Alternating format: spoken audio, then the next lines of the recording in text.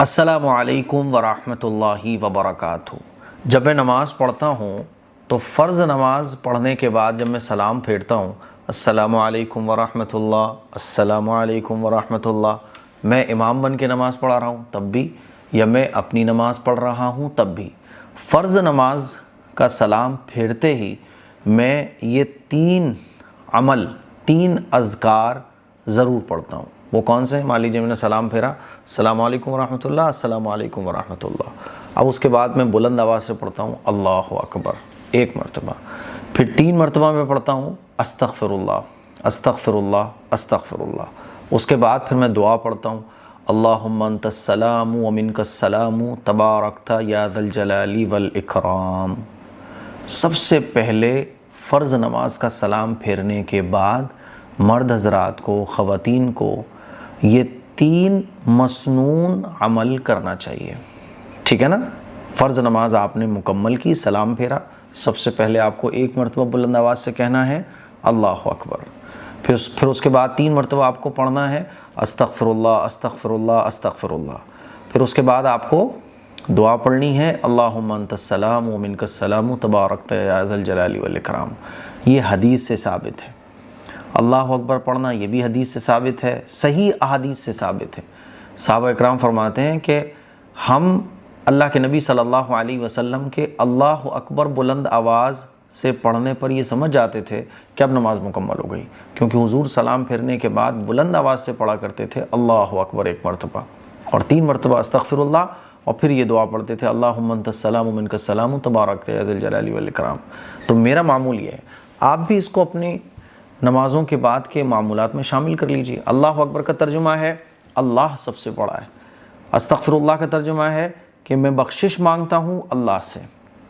بخشش کیوں مانگی جا رہی ہے؟ کہ اللہ نماز میں کمیاں ہو گئیں، کوتاہیاں ہو گئیں، بہت ساری سنتیں چھوٹ گئیں، نماز کے اندر مائنڈ بھی ادھر ادھر بھاگتا رہا، تو یا اللہ میں بخشش مانگتا ہوں۔ پھر ہم جو پڑھتے ہیں اللہم انت السلام، اس کا ترجمہ ہے اے اللہ تو ہی السلام ہے اور تیری ہی طرف سے سلامتی ہے، اور تو ہی بابرکت ہے، اور تو ہی جلال اور اکرام والا ہے، ٹھیک ہے نا؟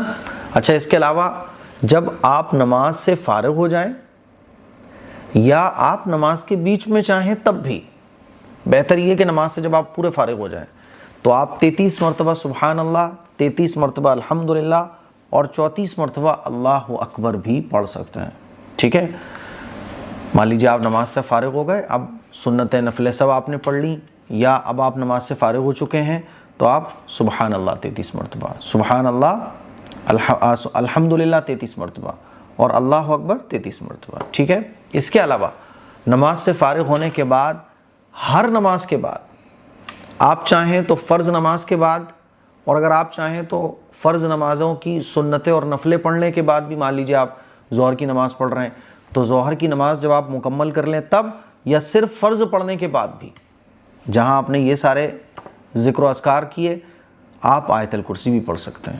1 مرتبہ آیت الکرسی پڑھیے اللہ لا الہ الا هو الحی القیوم لا تأخذہ سنۃ ولا نوم لہ ما فی السماوات وما فی الارض ما ذا الذی یشفع عندہ الا بإذنہ یعلم ما بین ایدیہم وما خلفہم ولا یحیطون بشیء من علمہ الا بما شاء وسع کرسیہ السماوات والارض ولا یؤودہ حفظہما وہو العلی العظیم۔